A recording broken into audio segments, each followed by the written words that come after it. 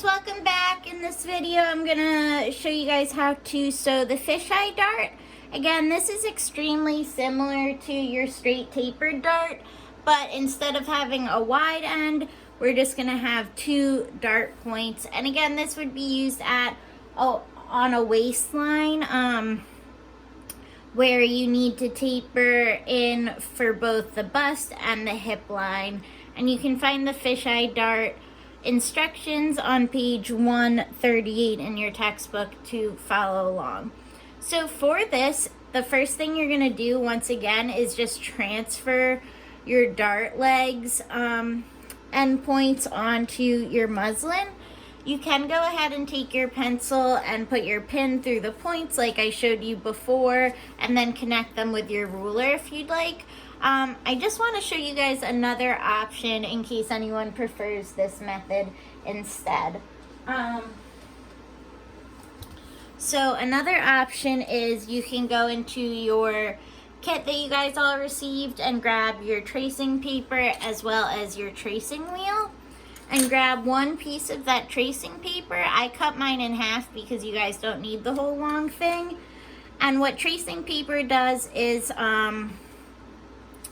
you just put it between the pattern piece and your fabric, and it'll make the red,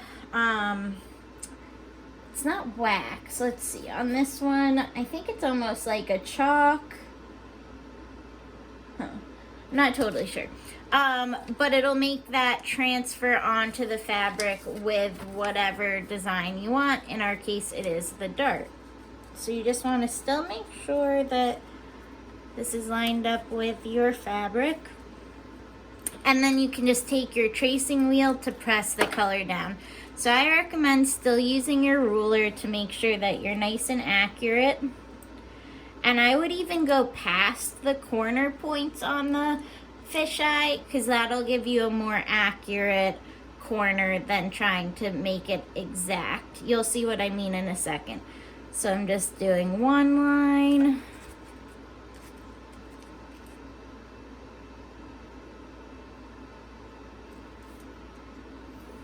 Two lines.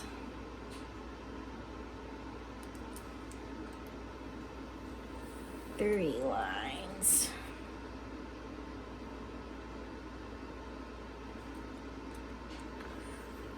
Four. Let's see how that transferred. Okay, so it's going to be a little hard on video to see the transfer lines. I can see them up close. You could always press better, but now I have excess lines so that I can see exactly where my intersection points are, which would be here and here. So, for my corners of my fisheye dart, as well as here and here. I would say that this didn't come out extremely dark. In this case, it might be easier to go with the pencil, or you might have to press back and forth with your tracing wheel a couple of times. But that's a general gist in case you guys ever want to use tracing paper. That can be helpful. Like, say I wanted to embroider a design, I could use a tracing paper to draw like a name or a flower or whatever it was to transfer it temporarily to the material. Alright, so just for the sake of the video, so you guys can actually see, I'll just finish going the rest of the original method and add those lines in with my pencil to your fisheye or dart.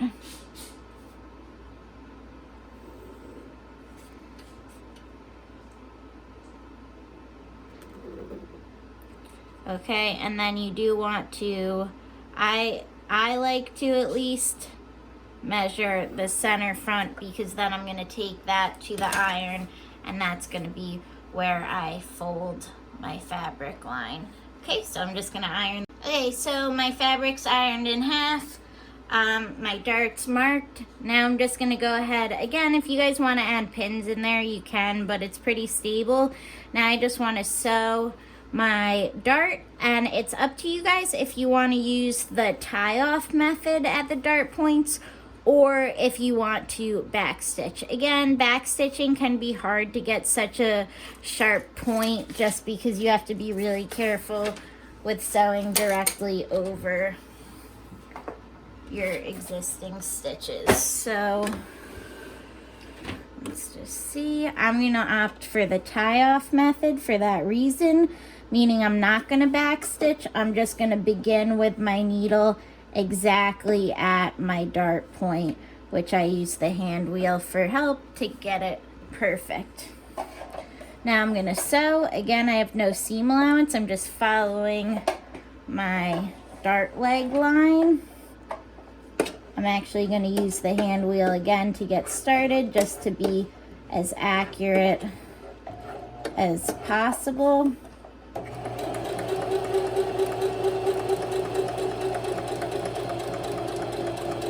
And then I want to slow down as I get towards my pivot point, because I want to lower the needle exactly at that point. Raise my presser foot with my needle down and pivot my fabric to finish the rest of my dart.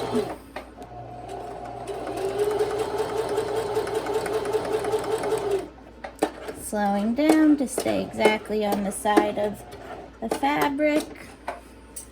All right. Okay, so I went ahead and I just knotted off both sides, 3 to 4 knots on each, and then I can snip off my extra thread, leaving at least 1 centimeter. And now I have my fisheye dart from the back and my fisheye dart from the front, creating contour to shape my fabric to the body. So again, that's just another alternative option for a dart. Good luck with the tutorial, and let me know if you guys have any questions. Thanks for watching.